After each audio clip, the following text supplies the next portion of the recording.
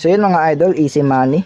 So may nagpagawa sa atin electric motor. So baligtad daw ang ikot, kabili lang sa online, Shopee. Baligtad ang ikot, hindi makadurog ng bigas. So pandurog ng bigas. So kailangan daw pag ganun yung ikot, ang kailangan niya. So yan, binaligtad lang natin yung wire na yellow at red. Yellow at red, yellow at white. So yung yellow, dito siya nakakonect. Yung white doon nakakonect. So pag baligtarin nyo lang, okay na yan. Yan, nakabaligtad ang ikot natin. So tignan natin kung reverse na ba ang ikot. So tignan nyo na lang yung pan sa likod. Saksak natin. Yan, binunot agad natin. So ayan ang ikot niya ngayon. So baligtad na siya. Pag ganun na. So yung unang ikot is pag ganun. So hindi lang nakabit maayos tong pan, no, kasi yung customer tinanggal to. Gusto niya kasi baligtad yung ikot. Hindi niya makuha, nanood siya sa YouTube, hindi niya makuha kung paano. So meron naman daw sa YouTube na tutorial, pero hindi niya daw makuha kung paano, no. So nalilito siya. So yan, ganyan lang kasimple yung gagawin. Pagbaligtarin nyo lang yung dalawang wire at okay na yan. So itong isang capacitor na to, capacitor to ng brake niya dito. May brake kasi siya, kung mapapansin nyo pag huminto na siya, may delay dahil may charge pa yung capacitor. Kapag nawala na yung charge ng capacitor, gagana na yung brake. May brake siya dito na kapag nasupplyan, bubuka. So tignan natin, saksak natin saglit. Yan. Kung mapapansin nyo, may narinig kayo sa loob na parang nagpreno.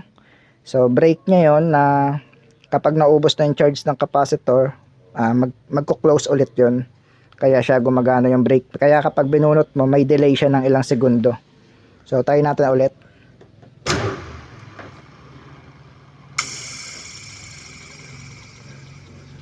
So yan. Actually hindi naman siya totally na hihinto agad. So unti-unti niya lang papabagalin yung ikot. So may konting kapit lang siya, yung brake na yun. So ito yung capacitor naman ng sa motor.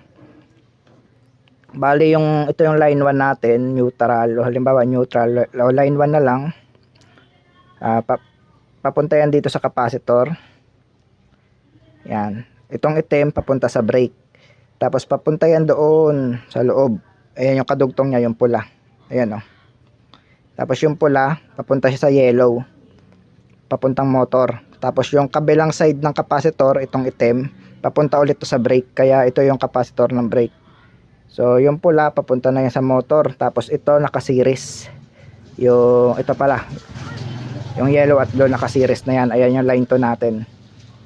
Ngayon kung gusto nyo baligtarin, yung yellow ilalagay nyo sa kabila para mabaligtad na ikot. Tapos yung white ilalagay nyo dito, para yung line 2 natin, yung papunta ng capacitor, papunta dito sa isang yellow wire. Tapos yung magiging series naman, yung yellow na to, tapos yung blue na to.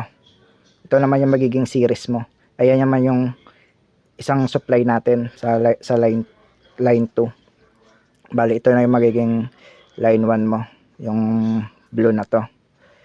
So kung dati ito ang line 1 mo, ngayon ito na. So actually kahit baligtaran naman, no, kasi AC naman yan. Pero para mas madali nyo lang magets, so yung line 1 line 2 na lang ginamit nating term para mas madali nyo magets. So ang connection niya, so yan, ganyan lang siya kadali, no. So yan, ganyan siya kadali, no. So pag binaligtad natin yan, so baligtad rin ang ikot ng motor. Try natin baligtarin ulit mga idol, ibalik natin sa dati para makita nyo. So ngayon, isaksak natin para mas matandaan nyo. Kung mapapansin nyo yung ikot, papunta dito, counterclockwise. Ngayon, baligtarin natin, cut natin yung video. Ayan, binaligtad natin mga idol. Yung yellow, dito natin nilagay sa kabilang side. Tapos yung white doon naman sa kabila, sa kabilang blue.